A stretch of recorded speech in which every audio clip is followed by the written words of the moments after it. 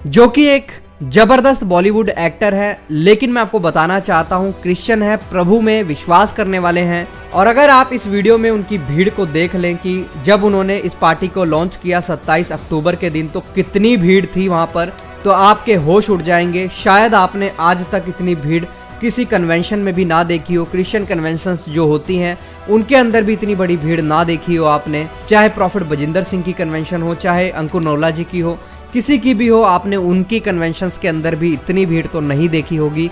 मैं आपको बता दूं, रिपोर्ट के मुताबिक ये करीब 10 लाख लोगों की भीड़ है। क्यों आए थे ये लोग पता है आपको? क्योंकि जो एक क्रिश्चियन व्यक्ति है थालापति विजय, बॉलीवुड के एक जबरदस्त एक्टर हैं, वहां पर इनका सिक्का चलता है और तमिलनाडु के अंदर इन्होंने अपनी एक नई पार्टी को लॉन्च किया है।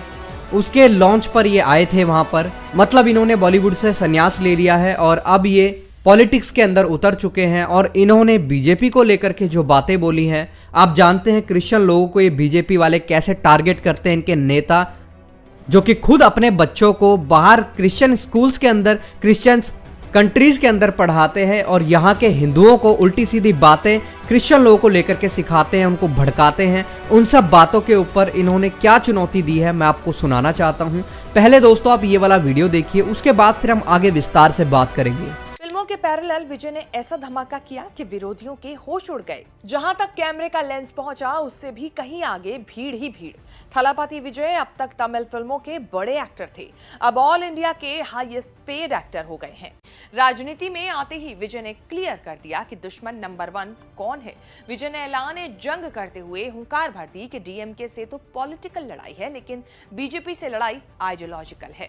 विजय के कहने का मतलब डीएमके तो ठीक है, लेकिन असली जंग बीजेपी से होगी, जो डीएमके का विकल्प बनने की ताक में है। रिस्क बड़ा है, कहीं राजनीति के चक्कर में फिल्मी करियर न डूब जाए, कहीं फिल्मी करियर के चक्कर में राजनीति आधी अधूरी न रह जाए। रिस्क विजय भी समझ रहे। मैं आपको एक जरूरी सूचना देना चाहता हूं, यदि आप परमेश्वर की सेवकाई को करते हैं, चाहे आप कहीं से भी परमेश्वर की सेवकाई को कर रहे हो, लेकिन अगर आपके पास ऑर्डिनेशन नहीं है, एक पास्टर होने का प्रमाण नहीं है, आपको शादी पढ़ने के लिए एक लाइसेंस चाहिए, आपको मुर्दा गाड़ने के लिए लाइसेंस चाहिए, तो आप हमसे संपर्क कर सकते हैं इस दिए गए नंबर पर। हम आपको पास्टर होने का ऑर्डिनेशन सर्टिफिकेट बनवा करके देंगे, जिसके द्वारा आप मुर्दा भी गाड़ सकते हैं, शादी भी पढ़ सकते हैं और परमेश्वर की सेवकाई को भी कर सकते हैं।